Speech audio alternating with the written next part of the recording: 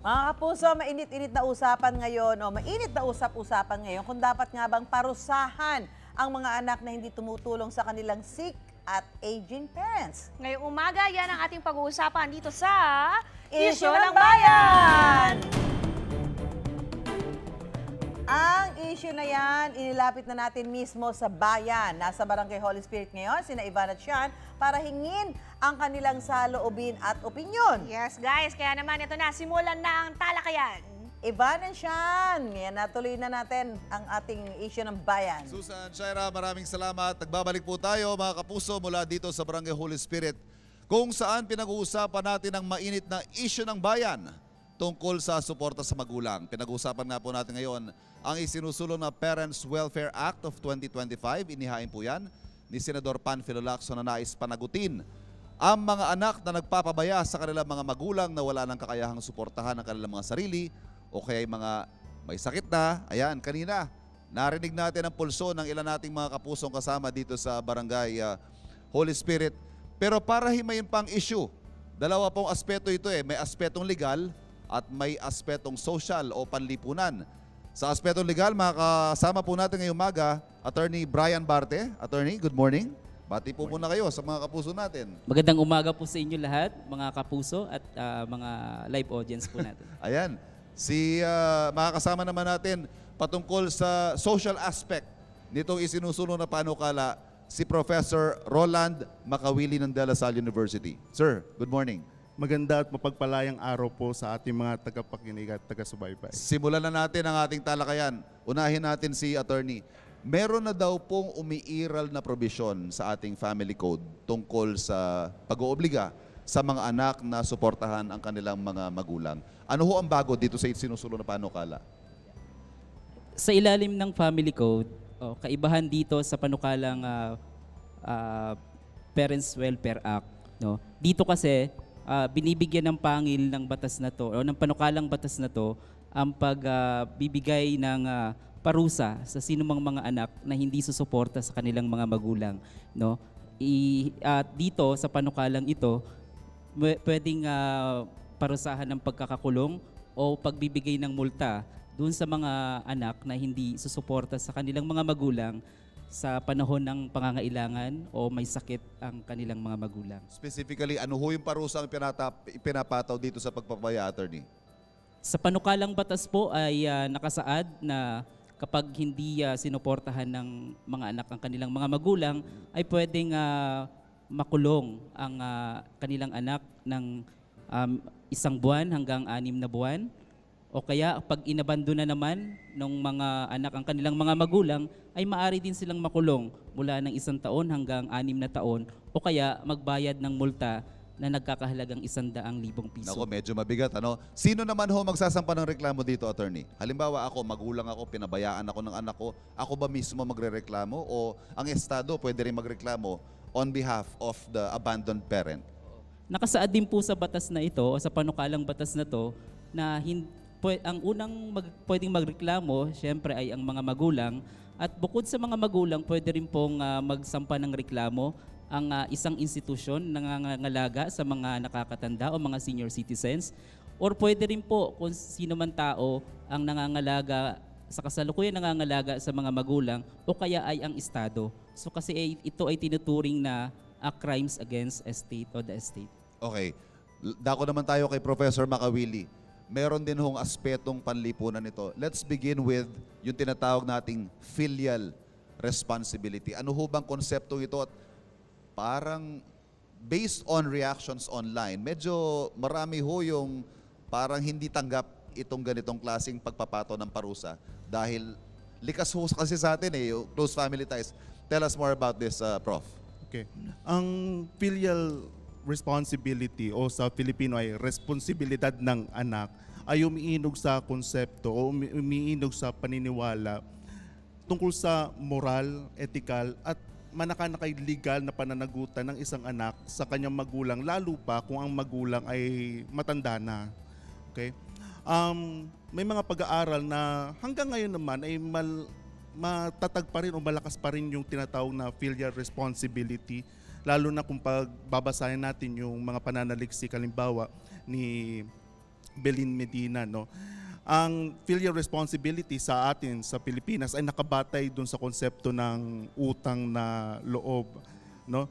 So makikita pa rin naman natin yung mga patterns, halimbawa, no, na ang matandang magulang ay nasa bahay ng kanyang babaeng anak o isa sa kanyang mga babaeng anak, o kung hindi naman, dapat may malapit na anak dun sa bahay nung matanda. So nandiyan pa rin naman ang mga patterns na iyan. No? So yun po yung filial responsibility. Pero may may mga nakikita rin ako reaksyon. Ang sinasabi ng ilan, huwag niyong gamiting retirement fund ang inyong mga anak. Retirement plan ang inyong mga anak. Ano naman ho masasabi niyo doon? Well, produkto ito ng nagbabago rin nating pananaw tungkol sa utang na loob, no? Hindi naman po pare-pareho ang pag-unawa natin sa utang na loob, lalo pa yung mga millennial o yung Gen Z, na nagiging critical na sa konsepto ng utang na loob na parang panghabang buhay ba yan, hindi ba yan mababayaran. Minsan may mga pananaliksik na itinuturing ang utang na loob bilang dahilan pa ng pagkakaroon ng toxic na relationship sa loob ng pamilya. Kaya nagiging critical sila, no?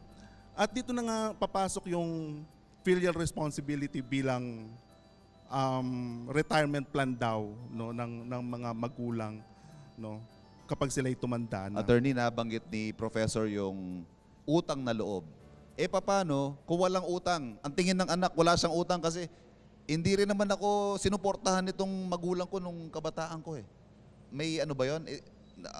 I understand exemption yon sa ilalim ng panukala. Tama po yun, no? So ang sa ilalim ng panukalang batas, meron din pong exception na tinatawag kung saan pwede din pong hindi obligahing magbigay ng suporta ang isang anak kung papasok sa mga exception na ito. Ano po ba ito? Una, kung inabuso po ng mga magulang ang anak, pwede pong maging exception po iyon. Pangalawa, kung inabandona din ng mga magulang ang kanilang anak, so pwede rin pong gamiting exception iyon. O kaya anumang pang-aabuso or other form ng pagpapabaya ng magulang sa anak ay pwede niya ring gamiting depensa para hindi siya obligahing sumuporta sa magulang. Okay, ganitong senaryo, no? Si magulang, nireklamo si anak, pinabayaan niya ako, inabandon na ako. Depensa naman ngayon ni anak, hindi, yung nung lumalaki ako, hindi mo naman ako inalaga. So may ganong batuhan ng medyo it can get ugly, ika nga ho, ano? Sean, ano kayang pulso ng mga kapuso natin na nakikinig ngayon dito sa atin? Ito nga, Sir Ivan, kukumustahin natin ang mga kapuso natin. Sigurado ako makakarinig tayo ng iba't ibang mga opinion, lalong-lalo na pagkatapos marinig yung mga eksperto natin. Ito, unahin na natin si Ma'am. May istorbo lang po kayo na saglit. Good morning po. Ano pong pangalan niyo? My name is Sheila May Pibiceda po, 21 years old. 21, wala pa namang anak, no? Okay. Tatanong ko naman, so bilang isang anak niyo, no, nagtatrabaho ka na ba ngayon?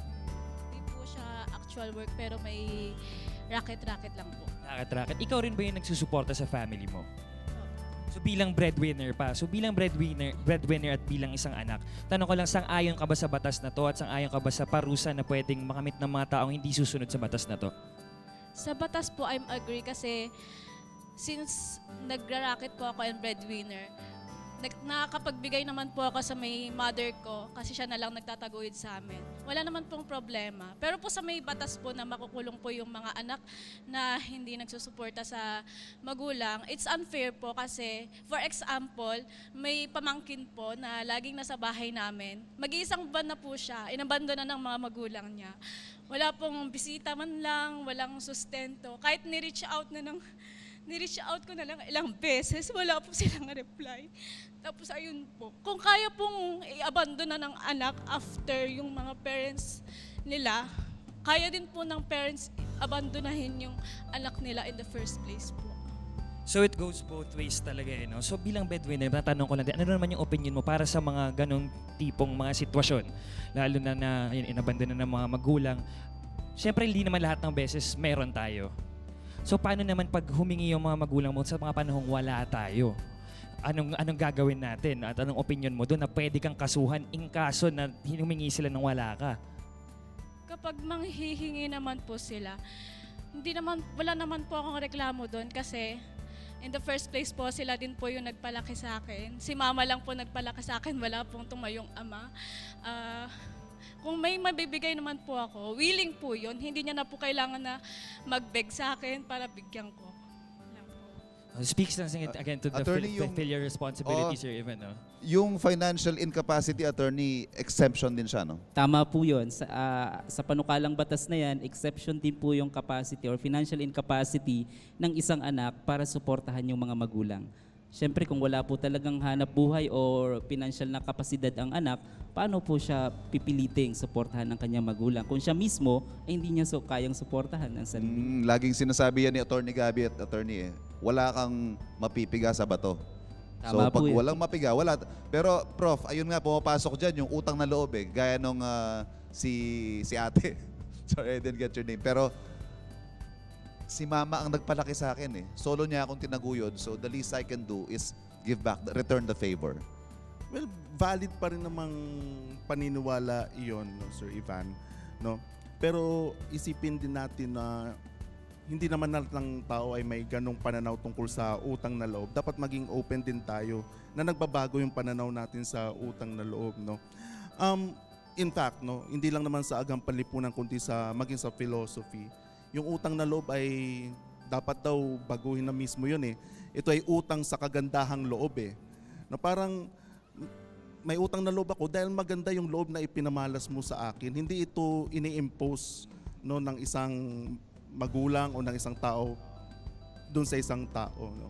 So yun lang yung Siguro isang point of view ng magulang, Sean, ano kayang pwede nating maitanong? Eto, puntahan naman po natin dito si Ma'am. Ma'am, may istorbo lang po kayo na saglit. Hello po, Ma'am. Ano po pangalan natin? Maria Gracia de los Reyes po. Ma'am Maria, ilang taon na po kayo? 67 po. May mga anak katapo na. Meron po, 5, tsaka may apo na po. Bilang magulang kayo, agree naman po ba kayo sa batas na yun na obligasyon ng mga anak ang kanilang mga magulang? Ano po naman yan? Talagang dapat naman po kasi pero hindi po yung pagtanaw ng utang na loob. Kasi natural po yon. Nag-asawa ka, nag-anak ka kasalanan mo yun. Di ba? Kaya palakihin mo. Pero hindi naman pinupwersa na suportahan ka. Depende po sa sitwasyon nila Okay. na kayang sumuporta. Yun po ang para sa akin. Pero hindi po talaga ako agree na ipakulungan anak. Yun. Kasi masakit sa kalooban po. Sabi nga, ang kasabihan nga, kahit anong sama ng anak, anak yan. Yun po ako. Mapagmahal po siguro, ako sa anak. yung sinabi ni Pasensya na po. nanay, yan yung pakiramdam ng karamihan sa mga magulang. Nako, marami pa po tayong mga ibang kuro-kuro tungkol sa issue ito. Attorney, Prof, baka may parting words kayo? Short parting shot sa issue. Well, mahaba-haba pang usapin ito, no? So habang hinihintay natin at sinesettle natin yung magkakatunggali na kaisipan tungkol sa batas na to, siguro kailangan natin palakasin yung mga naririyan ng batas, halimbawa yung Enhanced Senior Citizen Act of 2010, no? At gayon din, no, palakasin yung mga programa sa mga lokal na pamahalaan, no? Yung tulong sa mga indigents. Tsaka kung titingnan po natin yung mismong batas, nakadadagdag siya ng pressure, no, doon sa mga pamilya. Bakit hindi nating ipakita yung mismong batas na nagbibigay mismo ng insentibo na para ma-encourage yung mga anak na alagaan yung kanilang mga... Hindi lang siya punitive, ano, Hindi siya Prof? punitive, Yes, no? oo. Yung parang Attorney. maging insentibo siya. Yes, tama po yun. Sa pagbabalangkas ng batas na ito, inaasahan naman po natin na hihimay-himayin po nila ito at kukunin yung mga iba't ibang side ng magulang, ng anak para maging inclusive siya, no? At pag naipatupad natin to, hindi lang a waste of time or a waste of siyempre funding or source of funding para sa gobyerno din po. Maraming salamat, Professor Makawili at si Attorney Barte. At sa mga kapuso nating nakasama natin sa talakayan, Sean? No. Kaya naman mga kapuso, to stay informed, to stay in the loop sa mga bagong issue ng bayan, tumutok lang sa morning show kung saan laging una ka. Unang hirit! Hirit! Ikaw, hindi ka pa nakasubscribe sa GMA Public Affairs YouTube channel? Bakit? Mag-subscribe ka na, dali na, para laging una ka sa mga latest kwento at balita. I-follow mo na rin ang official social media pages ng Unang Hirit. Salamat, Kapuso.